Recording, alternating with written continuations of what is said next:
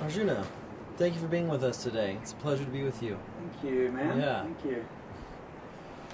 You have been a prolific author and experienced many different aspects of living a conscious life.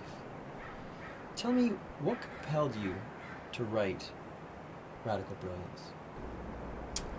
Well,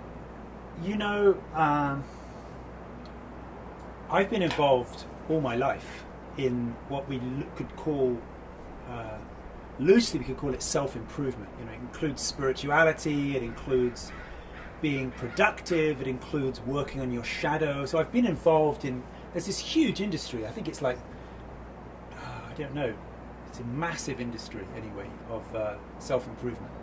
I think it makes about $10 billion a year. People going to workshops, weekend seminars, working on their past lives or their energy field or this or that. And as I've gotten older, I really like to ask myself, what is it that really makes a difference? Why do we do any of this stuff? Why do we go to these seminars? Why do we read books? Why do we do online courses? Why do we go and see consultants and so on, coaches? What are we looking for? What is the magic bullet?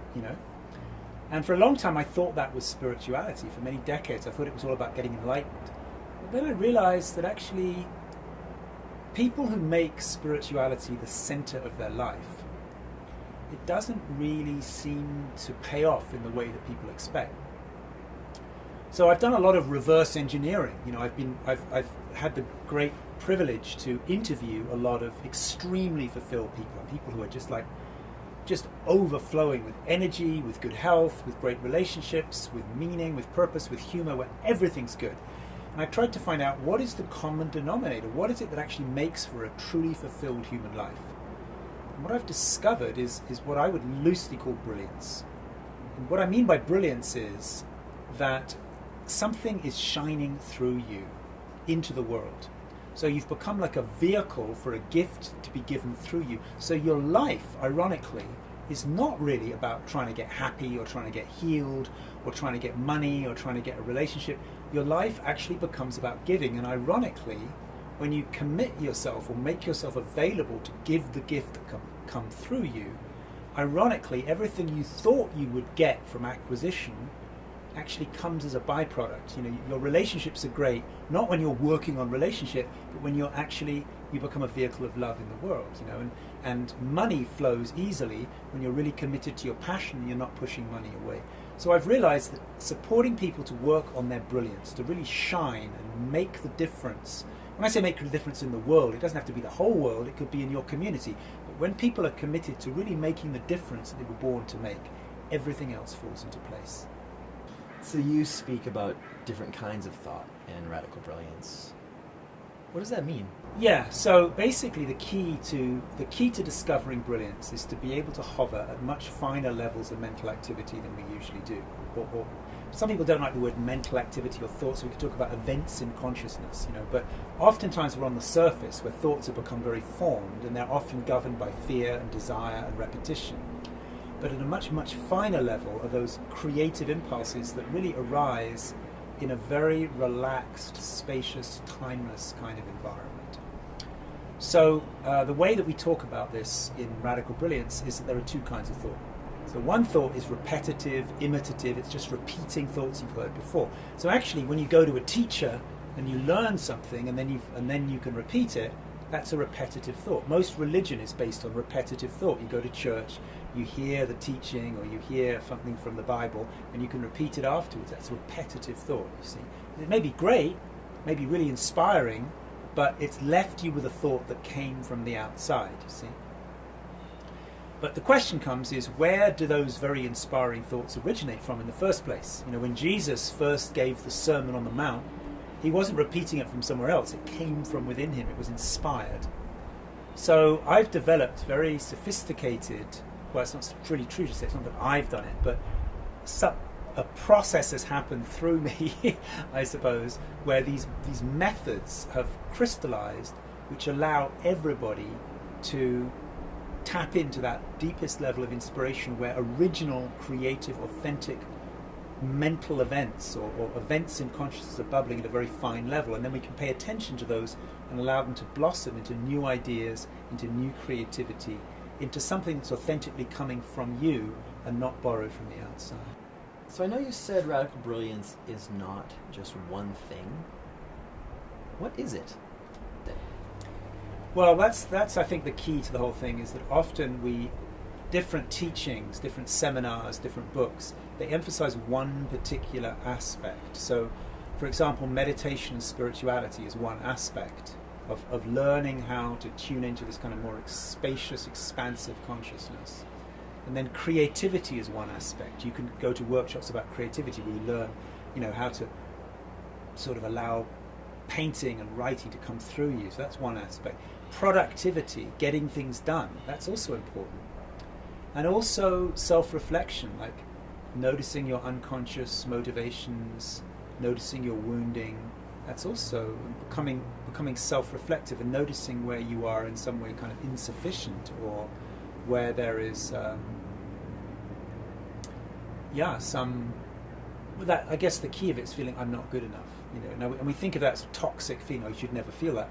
It's an intelligent feeling to have at a certain phase of the cycle. So we define brilliance as a cycle that you pass through on a daily basis. You also pass through it on a weekly basis. You pass through it on an annual basis. But you also pass through it during the life of a creative project. And the cycle is like a clock, 12, 3, 6, and 9. So 12 o'clock is the phase of awakening, of waking up to the source of thought, waking up to your true nature, which is not separate from life. Out of that, as it moves around to 3 o'clock, is creative flow. That's when you're painting and writing and making a movie and creating a product. It's like flow, Then at 3 moves around to 6, and that's the phase of getting things done, meeting deadlines, having budgets, making agreements, keeping your word. Also very important. As it moves around to 6 to 9, 6 is the phase. If you stay in productivity too much, you start to get stressed and contracted. So 9 o'clock is about letting go, learning how to relax stress, and how to hand your life back to the source that gives you life. You have been working with all kinds of people in both your personal and professional life. Many very successful. What kinds of people do you really like working with? Well, radical brilliance is really relevant to anybody who has an intuition of something that can flow through them. It doesn't have to be necessarily make a lot of money. It doesn't necessarily have to mean you're famous, although I do actually work with a lot of people who are quite well known. But I think it's important to understand that this approach of radical brilliance, it's not about trying to become enlightened. It's not about being an artist just for its own sake. It's not just about productivity for the sake of productivity, and it's certainly not about healing your childhood wounds just for its own sake. It's about a cycle, and as you pass through all those things in a cycle, the result of all of those components kind of humming together is something lights up inside you, and you discover the gift that you have to give into the world. And there's no doubt about it. People who write novels and they get published and they make a difference, people who do social and political action and it makes a difference, people who paint and it makes a difference, people who create something that makes a difference to other people are without doubt the most fulfilled people in life. And my particular strength, I guess, the gift that I carry is I'm really good at helping people switch that on in themselves.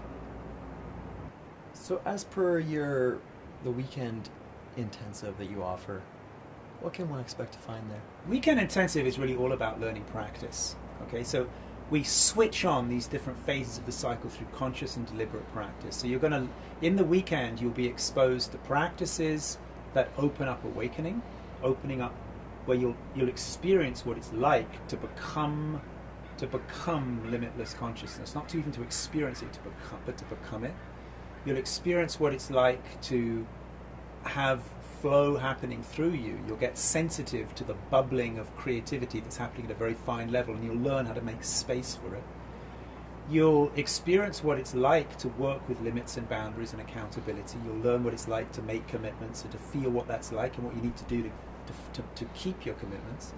And finally, you'll learn techniques to let go. You'll learn techniques to dissolve stress and return back to the source. So you'll learn practices in the weekend. Everybody will learn practices they can take home, which will allow them to activate this cycle in their daily lives. Thanks so much for spending time with us today, Hey, man. Arjuna. Thank you. Yeah.